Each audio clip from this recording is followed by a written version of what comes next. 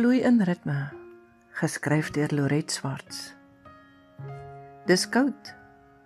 Winter se eerste ysvingers vries die kontoure van my siel. Die padkaart van my hart versplinter met elke beweging, malemeule van emosies wat afdraande spartel om deel van 'n stroom te bly.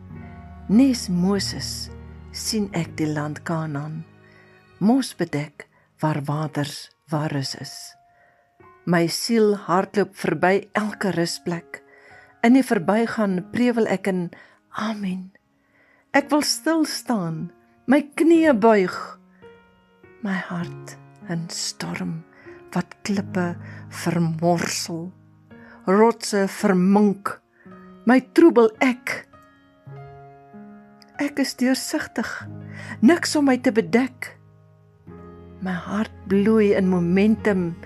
Here, sien my uit die hemel, uit die bloute skreeu ek. Ek skreeu al skommelend. My tree stap lang asem, sagkens oor sag en klip.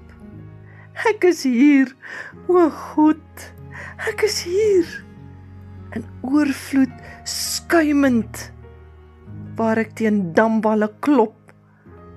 My woede gooi ek arms vol, my seer polsend in modderspatsels toegevou. Die aarde neem wraak, water word in een rigting nerfafpolselend aangeblaas. My voete trek ek skaam, skuim onder my in, as die verwoesting 'n huldeblyk bring aan my siel onder die kyk van my oog. Ek trek my rok hoog op, die nat kantel skuim soem, lê stil verniel in modder gedoop.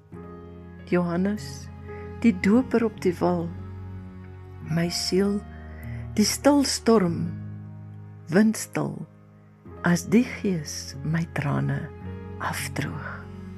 Gelees deur Margaret.